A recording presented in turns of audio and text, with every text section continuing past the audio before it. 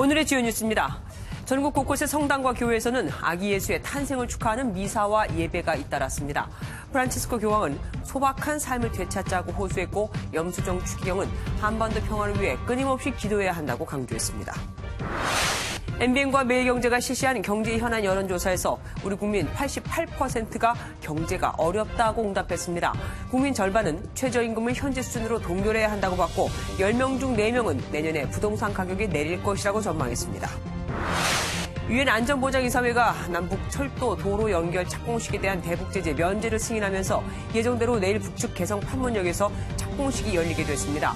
트럼프 미국 대통령은 북한과 진전이 있다며 2차 북미 정상회담을 고대한다고 밝혔습니다.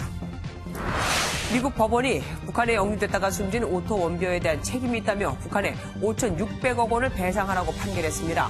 북한 억류 당시 원비어를 고문하고 사망케 한 책임을 묻겠다는 건데 북한은 대응하지 않을 것으로 보입니다. 태안화력발전소 컨베이어 벨트에 끼어 숨진 김용균 씨의 죽음으로 위험의 외주화를 막아야 한다는 목소리가 높아졌지만 관련 법안은 국회 소위원회조차 넘지 못하고 있습니다. 그런데 지난해 또 다른 발전소에서도 30년 경력의 협력업체 직원이 안전규정 미비로 숨진 것으로 확인됐습니다. MBN 단독 보도합니다. 세계 증시가 경기 둔화 우려와 함께 미국 정부의 셧다운, 파월 연준 의장의 해임 논란 등 트럼프 행정부에 대한 불안감의 영향으로 동반 폭락했습니다. 뉴욕 증시가 3% 가까이 주저앉은 데 이어 일본 니케이 지수도 5% 넘게 폭락했습니다. MBN과 매일경제가 경제 현안 여론조사를 실시한 결과 국민 10명 가운데 9명은 우리 경제가 어렵다고 응답했습니다. 특히 현 정부가 가장 실패한 정책은 소득 주도 성장 등 경제 정책이라고 답했습니다. 먼저 오태훈 기자가 보도합니다. MBN과 매일경제가 실시한 여론조사에서는 먼저 우리나라 경제 상황을 어떻게 평가하는지 물었습니다. 응답자의 절반 이상이 위기 국면이라고 답했고 대체로 어려운 편이라고 응답한 사람까지 합하면 88%에 달했습니다. 지역별로는 대구 경북 지역의 부정적인 응답이 95%로 가장 높았고 20대 연령층 역시 93%에 달했습니다. 문재인 정부의 경제정책에 실망했다는 부정적인 평가도 66%를 기록하며 긍정의 2배를 넘었습니다. 일단 확실히 안 좋다는 거를 공감을 하고 있고요. 제가 지금 나이가 25살인데 이제 취업 준비를 앞두고 확실한 길이 없다고 판단이 되기도 하고. 가장 실패한 정책을 묻는 말에도 경제정책이 꼽혔습니다. 소득주도 성장 등 경제정책이 31.9%를 기록했고 이어 노동정책과 대북정책이 뒤를 이었습니다. 가장 성공한 정책은 남북 정상회담 등 대북정책이 꼽혔지만 성공한 정책이 없다고 답한 사람도 40%에 달했습니다. 국가의 장래다 국민의 장래를 생각하지 않고 그저 즉흥적으로 자기 정책에 맞게 사용하는 것 같아서. 경제 활성화를 위해 가장 필요한 과제가 무엇이냐 하는 질문에 대해서는 노동개혁과 규제 완화, 재벌개혁 순으로 나타났습니다. MBN 뉴스 오태윤입니다. 이번 여론조사에서는 정부가 추진해온 최저임금 인상에 대한 부정적인 여론이 상당하다는 게 확인이 됐습니다. 내년 부동산 시장에 대해서는 10명 중 4명 가까이가 하락할 것으로 내다봤는데 그럼에도 불구하고 부동산 정책도 잘 못하고 있다고 보고 있었습니다. 김문영 기자입니다. 기업과 소상공인의 반발이 거센 최저임금 인상에 대한 국민의 생각을 들어봤습니다. 우리 국민 60%는 최저임금 인상에 대해 부정적인 입장이었고 긍정적인 사람은 36.9%로 나타났습니다. 내년 최저임금 인상률이 10.6%로 확정된 가운데 내후년 최저임금에 대해서도 국민의 절반은 동결을 희망했습니다. 이어 5% 이내 인상에 응답자의 25.4%, 5에서 10% 인상에는 14%가 호응하는 등 인상률이 높을수록 심리적 부담감이 상당한 것으로 나타났습니다. 내년 부동산 시장에 대한 질문에는 안정세를 보일 것이란 전망이 많았습니다. 10명 중 4명은 부동산 가격 하락을 전망했고 가격이 오를 것이란 응답자는 10명 중 1명에 불과했습니다. 특히 부산과 울산을 비롯한 지역은 경기 침체 등의 영향으로 부동산 가격이 내릴 것이란 응답이 평균을 10%포인트가량 웃돌았습니다. MBN과 매일경제가 의뢰한 이번 여론조사는 12월 22일부터 이틀간 전국 19세 이상 남녀를 대상으로 ARS 유무선 방식으로 진행됐으며 신뢰 수준 95%에 표본 오차 플러스 마이너스 3.1%포인트입니다. MBN 뉴스 김문영입니다. 유엔 안전보장이사회가 남북 철도, 도로 연결 착공식에 필요한 물자 반출을 승인하면서 내일 착공식이 예정대로 열리게 됐습니다. 북한 판문역에서 오전 10시에 열립니다. 송주영 기자입니다. 유엔 안전보장이사회가 내일 열릴 남북 철도와 도로 연결 착공식에 필요한 준비 물자의 대북 제재 면제를 승인했습니다. 정부는 곧바로 오전 8시 30분쯤 경의선 육로로 착공식에 필요한 행사 물자를 북한에 반출했고 착공식 공사 관계자 등 30여 명도 차량으로 방북했습니다. 통일부 관계자는 반출 물자는 착공식 무대 설치에 필요한 장비 등이라고 설명했습니다. 내일 착공식은 착수식의 성격으로 실제 공사는 향후 비핵화 협상과 대북 제재 상황을 보면서 추진될 것으로 보입니다. 착공식 이후에도 추가 정밀 조사, 기본계획 수립, 설계 등을 진행해 나갈 예정입니다. 정부는 착공식을 위해 서울역에서 판문역까지 오가는 특별 열차도 편성했고 이 열차에 우리 측 100여 명이 탑승할 예정인데 자유한국당 측은 불참 입장을 밝혔습니다. 한편 올해 안에 판문점 공동경비구역 JSA 자유왕래는 사실상 어려워진 것으로 알려졌습니다. 국방부는 자유왕래 이전 마련해야 하는 남북 공동근무수칙 조율에 시간이 오래 걸리는 만큼 내년 초에나 가능할 것으로 내다봤습니다. MBN 뉴스 송정입니다. 트럼프 미국 대통령이 2차 북미 정상회담을 기대한다며 북한을 향해 또 유화 제스처를 보냈습니다. 반면 미국이 부자 나라, 우리나라를 말하는 것 같죠. 이곳에 군 보조금을 지급하고 있다며 미국과 방위비 협상을 벌이고 있는 우리 한국을 압박하는 발언도 내놨습니다. 서영수 기자입니다. 트럼프 미국 대통령이 현지 시간으로 24일 트위터에 올린 사진입니다. 최근 한국을 방문해 한반도 문제를 논의했던 비건 미 대북정책 특별대표와 후커 백악관 국가안보회의 한반도 보좌관으로부터 보고를 받는 모습입니다. 트럼프 대통령은 이 글에서 진전이 이뤄지고 있다며 김정은 북한 국무위원장과의 다음 정상회담을 기대한다고 밝혔습니다. 2차 북미 정상회담 개최 의지를 다시 한번 강조한 건 최근 이어지고 있는 북미 교착 국면을 적극적으로 타개하려는 뜻으로 풀이됩니다. 한편 같은 날 또 다른 트위터 글에서는 미국이 많은 부자 나라들의 군대 보조금을 지급하고 있다며 이 문제를 고치고 있다고 밝혔습니다. 직접 한국을 언급하진 않았지만 최근 미국과 방위비 분담금 협상을 벌이고 있는 한국을 겨냥한 발언일 가능성이 큽니다. 트럼프 대통령은 대선 후보 시절부터 이미 여러 차례 한국의 방위비 문제를 언급해온 바 있습니다. Fair burden sharing in support of the United States military presence. We don't get paid very much for this, do we? 트럼프 대통령이 또다시 방위비 분담금 인상 압박에 나서면서 한미 분담금 협상의 최종 타결까지는 상당한 진통이 예상됩니다. MBN 뉴스 서영수입니다. 미 법원이 북한에 억류됐다가 귀국 후 숨진 오토 원비어 사망의 책임을 북한에 물었습니다. 북한이 원비어를 고문하고 사실상 살해했다며 유족에게 5,600억 원을 주라는 건데 북한이 실제로 지급할 가능성은 낮아 보입니다. 북한 측엔 압류할 자산도 거의 없으니까요. 고정수 기자입니다. 2015년 북한에 여행을 갔다 선전물을 훔치려 한 혐의로 체포된 미국인 대학생 오토 원비어.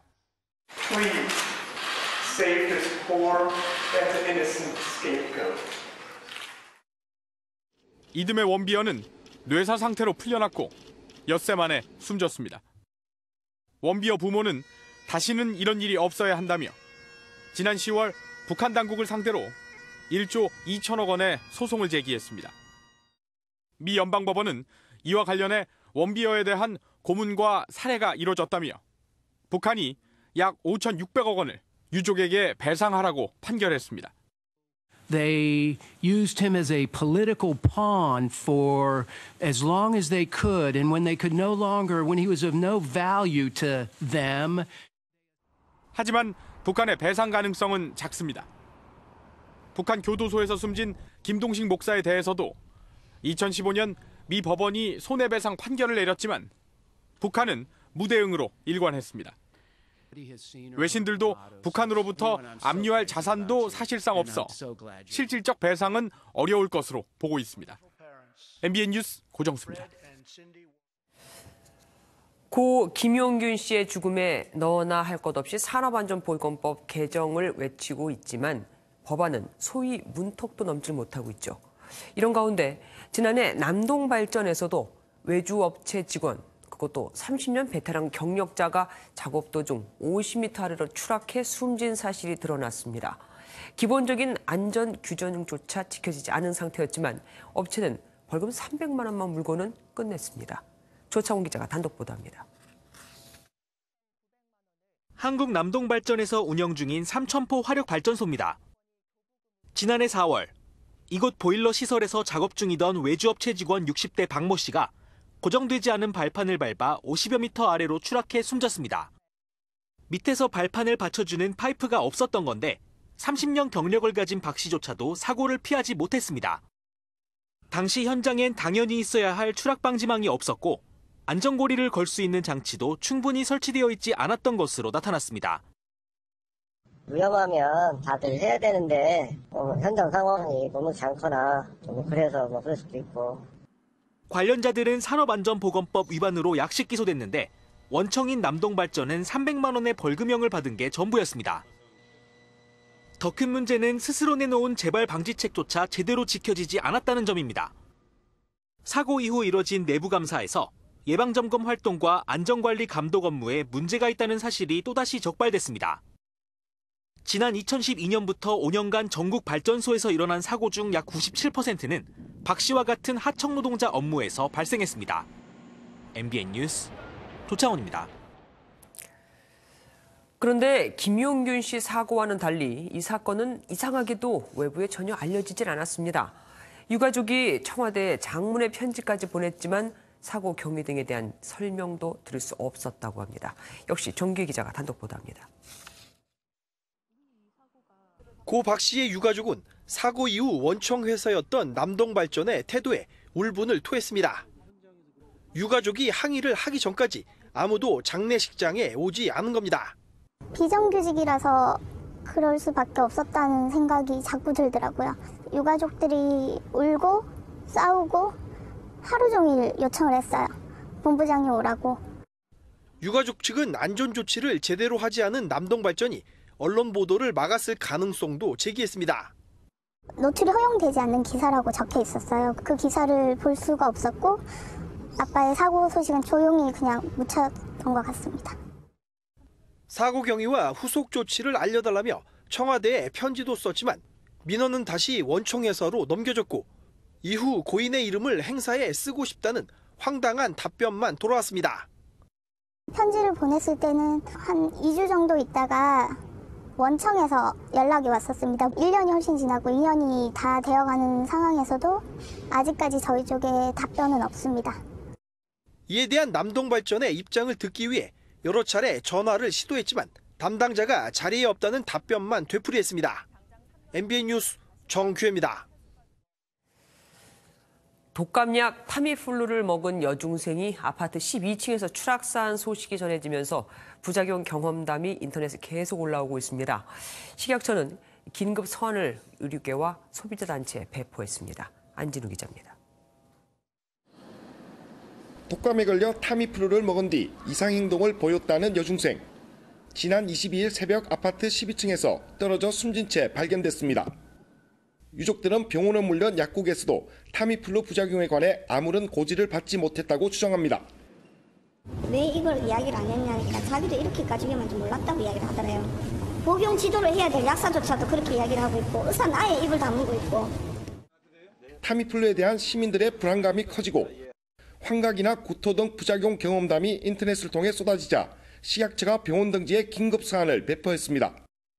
소아청소년이 복용할 경우 이상 행동을 보일 수 있다며 적어도 이틀간 혼자 있지 않도록 보호자가 함께할 것을 당부했습니다. 식약처는 이미 소아청소년의 경우 고위험 환자에게만 처방할 수 있도록 권고해왔습니다. 인과관계가 불분명하지만 고위험 환자로 판단된 경우를 제외하고는 원칙적으로 사용하지 않아야 된다. 고위험 환자로 판단되는 경우에만 처방해라. 타미플루 부작용은 해마다 200건가량 신고되고 있습니다. 울렁거림이나 구토 등 가벼운 증상이 대부분이지만 환각이나 창난 같은 심각한 부작용도 있습니다. 식약처는 이상 증상이 나타나면 한국의약품안전관리원으로 신속하게 신고해달라고 당부했습니다. MBN 뉴스 안진우입니다. 공항 갑질 논란으로 여론의 질타를 받아온 더불어민주당 김정호 의원이 닷새 만에 결국 사과했습니다. 당시 공항에 있었던 직원 2명에게도 직접 전화를 걸어 사죄의 뜻을 전했다고 합니다. 정치훈 기자입니다. 공항 갑질 논란이 불거진 더불어민주당 김정호 의원이 긴급 기자회견을 열었습니다. 갑질이 아니었다는 해명에도 여론이 가라앉지 않자 결국 공식 사과에 나선 겁니다. 김 의원은 당시 보안 근무자였던 김모 씨 등 공항 직원 2명에게도 전화를 걸어 미안하다는 뜻을 전했다고 밝혔습니다. 김포공항의 보안 요원들께 직접 사과 전화를 드렸습니다. 다시 한번 이 자리를 빌어 당사자이신 공항안전요원들께 머리 숙여 사과드립니다.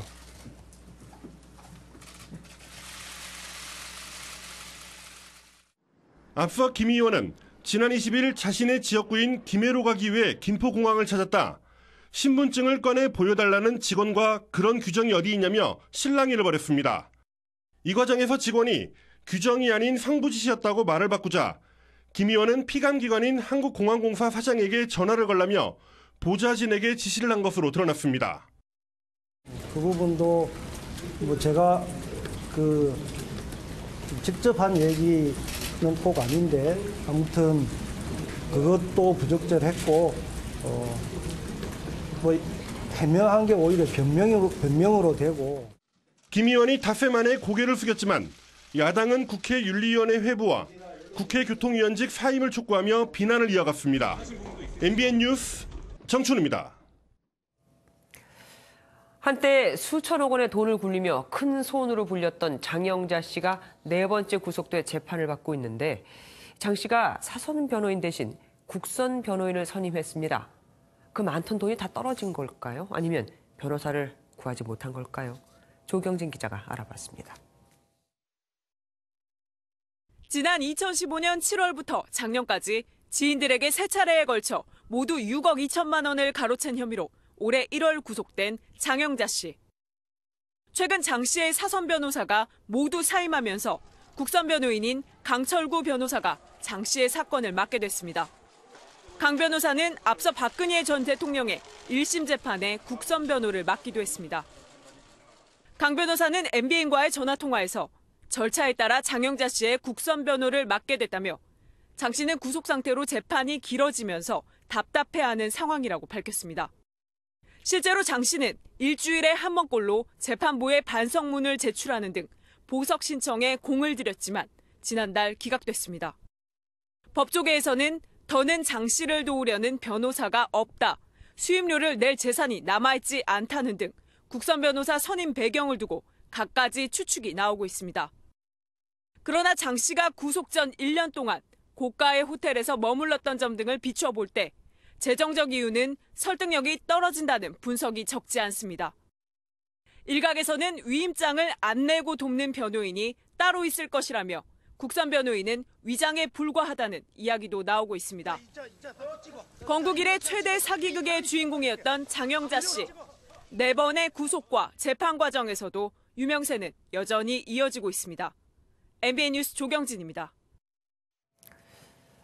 어제 BMW 화재 원인에 대한 민관 합동조사 결과가 발표됐죠. 그런데 공교롭게도 같은 날 BMW 차량에서 또 화재가 발생했습니다. 뿐만 아닙니다. 오늘도 BMW에서 또 불이 났습니다. 이상범 기자입니다. 지난 8월 BMW 차량 한 대가 시뻘건 불길에 휩싸인 채 검은 연기가 치솟습니다. 같은 달 또 다른 BMW 차량이 불길에 휩싸였습니다. 올해 발생한 BMW 화재만 총 52건. 그런데 BMW 차량 화재에 대한 정부 조사 결과가 발표된 어제 광주에서 또 한 번 화재가 발생했습니다. 아파트 안을 주행하던 BMW 320D 승용차 엔진룸에서 불이 나 차량 대부분이 탔습니다. 2009년식으로 BMW 화재 안전점검 대상은 아니며 원인은 아직 밝혀지지 않았습니다. 또 오늘 저녁 천안 논산간 고속도로 정안 IC 인근에서 BMW 520D 승용차에서 불이 나 차량이 전소됐습니다. 한동안 잠잠했던 BMW 화재 사고가 잇따라 터지며 원인을 두고 다시 한번 관심이 집중되고 있습니다. 정부 조사단이 발표한 화재 원인은 EGR, 즉 엔진 배기가스 재순환 장치 설계 결함에 따른 냉각수 끓음 현상. 하지만 BMW 측은 EGR 쿨러 누수 현상이 일어난 건 맞지만 조사단의 발표처럼 전체 EGR 시스템의 설계가 잘못되지는 않았다는 입장입니다. 쿨러의 누수라는 부분이 근본 원인인 거에 대해서 재확인이 됐기 때문에 추가로 발생한 BMW 차량의 화재가 EGR의 설계 결함 여부를 놓고 벌이는 정부와 BMW 간의 공방을 더욱 가열시킬 것으로 보입니다. MBN 뉴스 이상구입니다. 정계 복귀설로 시끄러운 유시민 노무현재단 이사장이 도마에 올랐습니다. 20대 남성의 문 대통령 지지율이 특히 낮은 이유가 남성은 축구도 봐야 하고 게임도 해야 하기 때문이라고 했거든요. 박자은 기자가 논란을 짚어봤습니다. 지난 21일 서울에서 열린 유시민 작가의 독자 대상 강연입니다. 최근 문재인 대통령 지지율 여론조사에서 20대 남성의 지지율이 20대 여성의 절반 수준으로 나온 것에 대해 유 작가의 입장을 물었습니다. 남녀가 각각 다르게 느끼는 어떤 것이 있기 때문에 그런 거지. 저는 그걸 감수해야 된다고 봐요, 정부가. 문제는 그 다음 답변이었습니다. 유 작가는 20대 남성이 축구나 게임에 시간을 많이 써 여성보다 취직 등에 불리하다는 의견을 내놨습니다. 자기들은 축구도 봐야 되는데, 자기들은 롤도 해야 되는데, 얘들은 롤도 안 하고 공부하지. 모든 면에서 우리가 불리해. 농담을 섞으며 남성의 역차별을 설명하려는 취지로 보였지만 이 발언은 오히려 남성들의 반발을 샀습니다. 친문 성향의 온라인 커뮤니티에까지 유 작가에 대한 비난이 쏟아졌습니다. 게임을 하고 하는 거는 이렇게 어떤 성 역할로 구분 지을 수 있는 게 아닌데 그렇게 생각하는 것 자체도 조금 의아합니다. 좀 일반화를 시킨 어찌 보면 그렇게 시킨 거니까 뭐 다른 사람들이 듣기에는 좀 섣부른 발언이 아니었나. 해당 발언이 정치권으로 퍼지며 야당은 사과까지 촉구한 가운데 성차별 논란은 계속될 것으로 보입니다. MBN 뉴스 박지안입니다. 교도소에 가고 싶다. 교도소에서 나온 지 얼마 안 됐는데 일부러 범행을 저질러 다시 감옥에 가려는 출소자들이 잇따르고 있습니다. 출소 후 신청자에게 10만 원 주는 것 갖고는 살기가 어렵거든요. 서동경 기자가 취재했습니다. 중앙선을 넘어 마주오는 차를 피하고 횡단보도를 건너는 사람들까지 위협하며 질주를 계속합니다.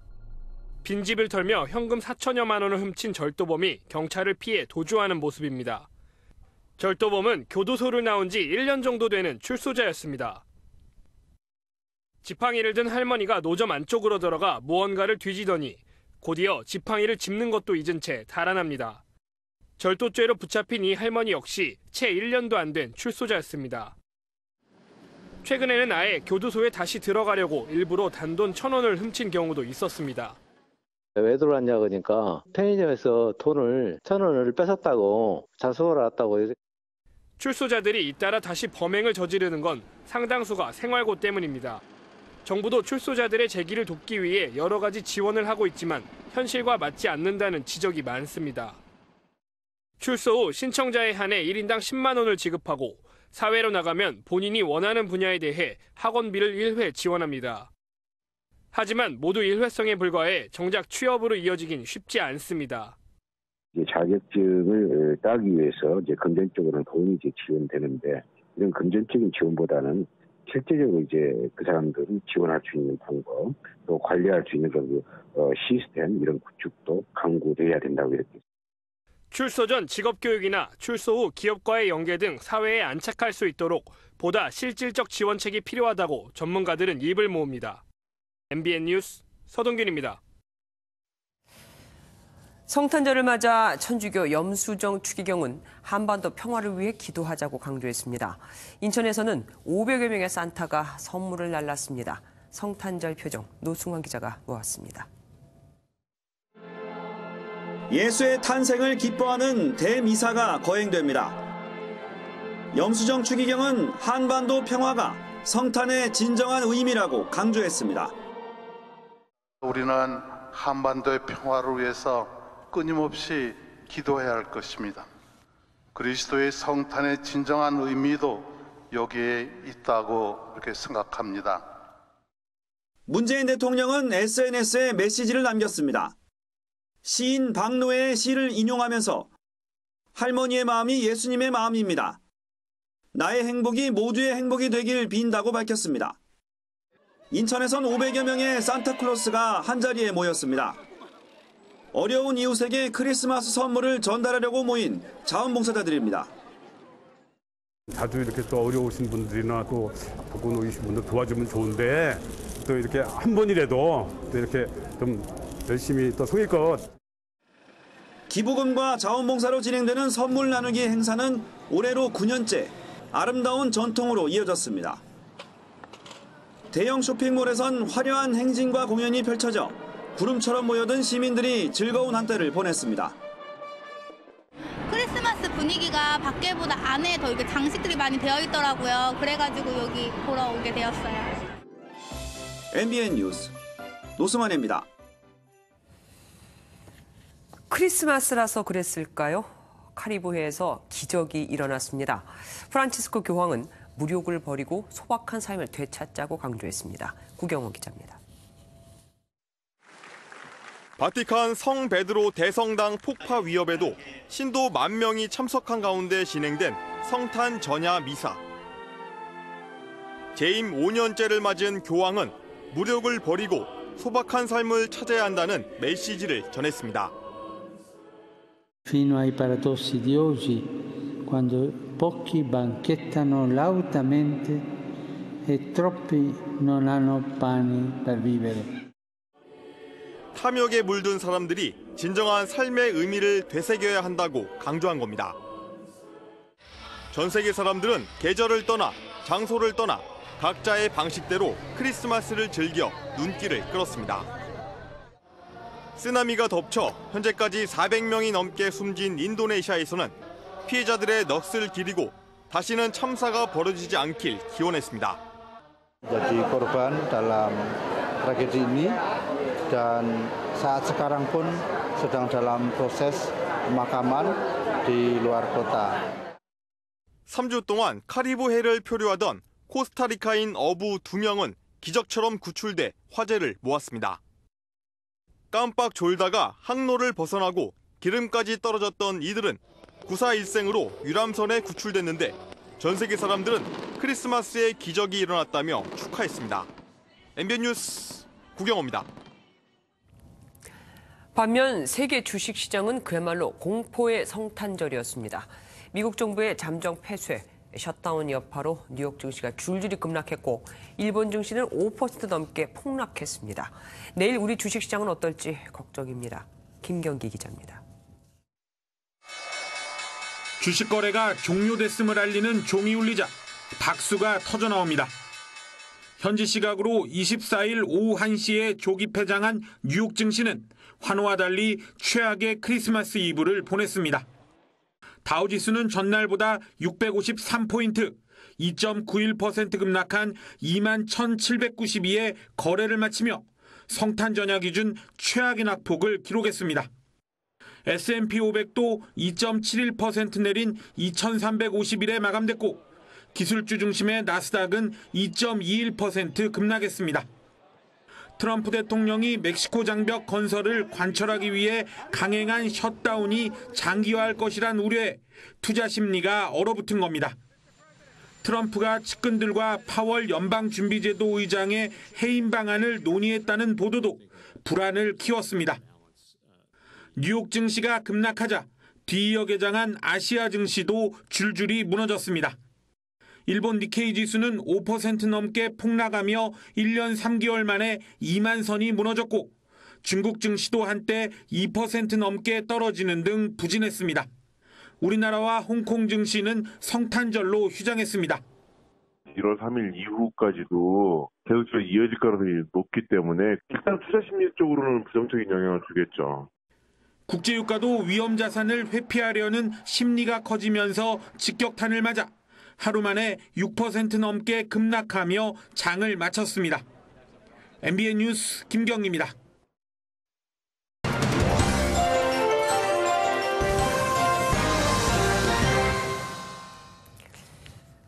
연말 회식 자리 하면 떠오르는 걱정거리 중에 끝나고 어떻게 택시를 잡지 하는 것도 있죠. 택시를 이용해본 승객이라면 거의 대부분이 심야 시간에 승차 거부를 당한 기억이 있을 테니까요.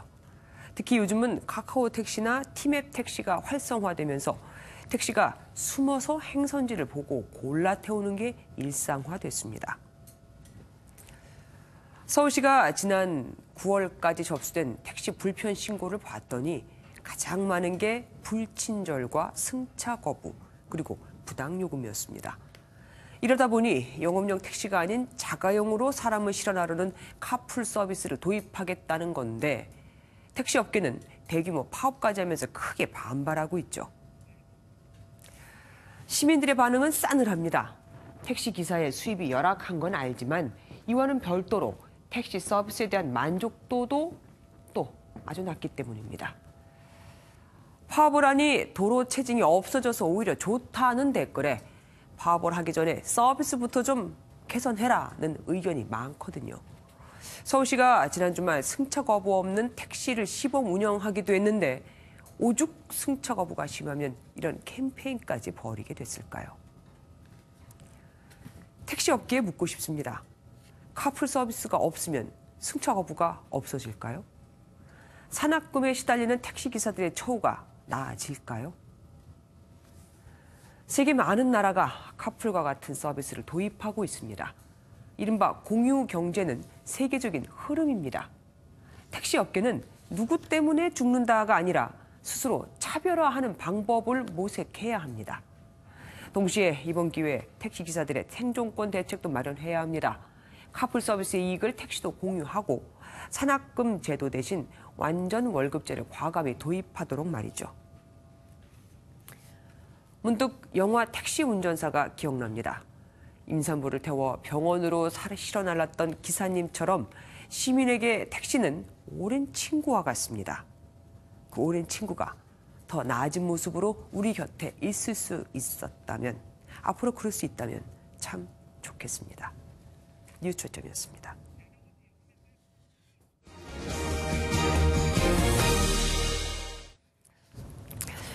(2018년을) 돌아보는 시간, 오늘은 평화의 신호탄을 쏜 남북 관계를 살펴보겠습니다. 11년 만에 남북 정상회담이 열린 것도 놀라운데 한 해 동안에만 남북 정상이 3번이나 만났죠. 한반도의 역사적 장면을 오지 기자가 정리해봤습니다.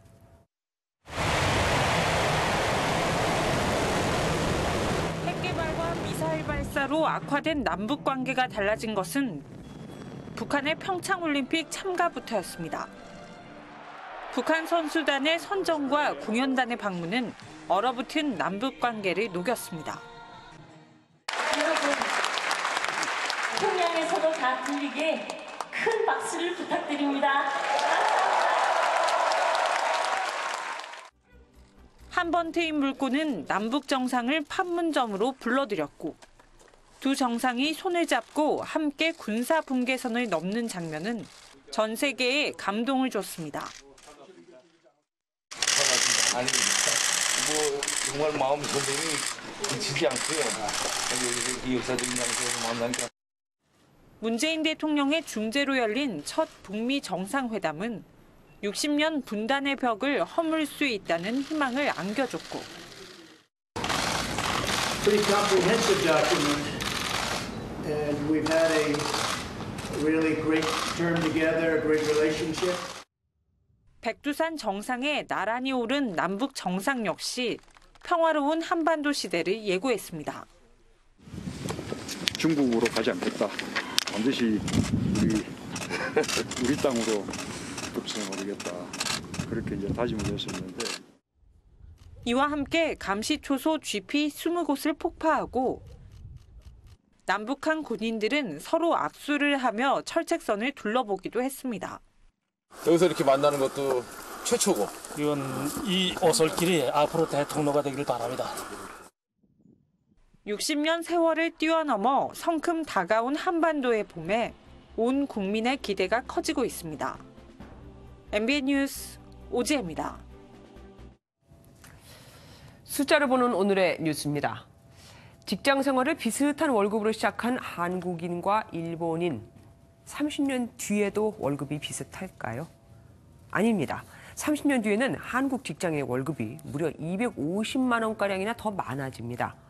신입사원의 월급은 일본이 조금 더 많지만 직장 5년 차를 넘어서면서부터는 한국 직장인의 월급이 더 많아지기 때문입니다. 근속 연수에 따라 임금이 자연스럽게 늘어나는 이른바 연공성이 우리나라가 일본보다 더 강하거든요. 또 신입사원의 월급이 2배가 되는 기간 역시 일본은 20년 이상 걸리지만 한국은 10년 정도로 훨씬 더 짧게 걸렸습니다. 눈이 내리지는 않았지만 미세먼지와 추위 걱정이 없었던 성탄절이었습니다. 일상으로 돌아가는 내일부터는 세미 탄파에 대한 대비를 단단히 하셔야겠는데요. 내일 오후부터 찬 공기가 밀려오며 기온을 크게 떨어뜨리겠고 모레부터는 영하 10도를 밑도는 강력한 한파가 찾아오겠습니다. 한편 내일은 국외 미세먼지가 유입되면서 대기질이 나빠질 수 있겠는데요. 한때 나쁨 수준까지 오르겠지만 찬바람이 미세먼지를 밀어내면서 일평균 농도는 보통 수준을 유지하겠습니다. 오늘 하늘이 흐린 가운데 서쪽 지역을 중심으로는 내일 새벽까지 빗방울이 떨어지거나 눈발이 조금 날릴 수 있겠습니다. 내일 아침까지는 기온 오늘보다 높거나 비슷하겠습니다. 서울 아침에 영하 4도, 대전 영하 1도에서 출발하겠고 광주 영상 2도, 대구는 1도를 가리키겠습니다. 낮부터 해안과 제주를 따라서는 바람이 강하게 불기 시작하겠습니다. 영동과 경북 동해안을 따라서는 대기가 무척 건조합니다. 내일 강릉의 한낮 기온은 7도, 울진은 8도가 예상됩니다. 이번 주말까지 강력한 한파가 이어질 전망입니다. 날씨였습니다. 뉴스팔이 선정한 이 한 장의 사진입니다.